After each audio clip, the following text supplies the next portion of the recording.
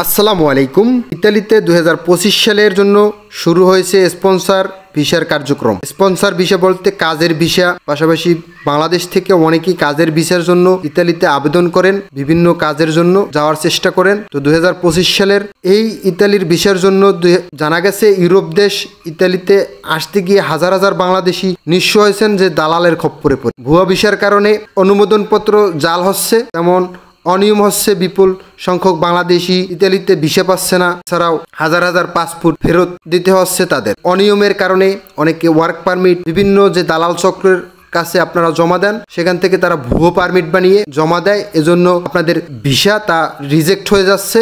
আজকের ভিডিওতে আমরা মূলত ইউরোপের দেশ ইতালির ভিসা সম্পর্কে আলোচনা করব। 2025 সাল ইতালির ভিসা সম্পর্কে পুরো বিস্তারিত আলোচনা করব এই ভিডিওর মাধ্যমে। যারা আমাদের চ্যানেল নতুন দর্শক, অবশ্যই চ্যানেলটি সাবস্ক্রাইব করে রাখবেন, পাশে থাকা বেল আইকন ক্লিক করে রাখবেন, লাইক করে আমাদের উৎসাহিত করবেন। কমেন্ট বক্সে জানাবেন ইতালি বা প্রবাস সম্পর্কে আপনি কি জানতে চান। তো তারা কিন্তু এই যে 15,000 20,000 এরও যে তারা নিয়ে থাকে, এটা কিন্তু তার একটি তার আগে থেকে অবগতি ছিল।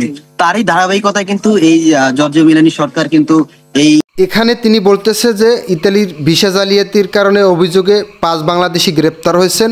ইতালিতে অতিরিক্ত টাকা নেওয়ায় অতিরিক্ত তারা ডলার নিছে ইতালিতে বাংলাদেশিদের থেকে, সেইটা তারা খুঁটিনাটি ধরা খেয়েছেন তাদের কাছে 5 বাংলাদেশি। এই বাংলাদেশিরা এখানে জালিয়াতি করে দেখে ইতালিতে ভিসা পাওয়ার জন্য কিন্তু আমাদের অনেক দেরি হচ্ছে। এই বাংলাদেশের দালাল চক্রের কারণে আমাদের সমস্যা হচ্ছে।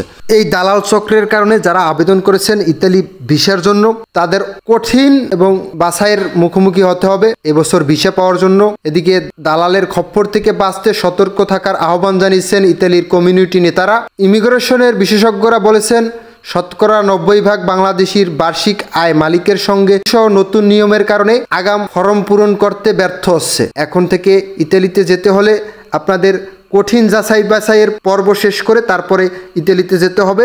2025 সালে অনেক কর্মী ইতালিতে নিবে, তবে আপনারা দেখে শুনে পাসপোর্ট জমা দিবেন, দালালদের খপ্পরে পড়বেন না। ইতালিতে অনেক কাজ রয়েছে, এগ্রিকালচার বিষয়ের কাজ রয়েছে, কনস্ট্রাকশন সাইডের কাজ রয়েছে, বিভিন্ন ধরনের কাজ রয়েছে ইতালিতে।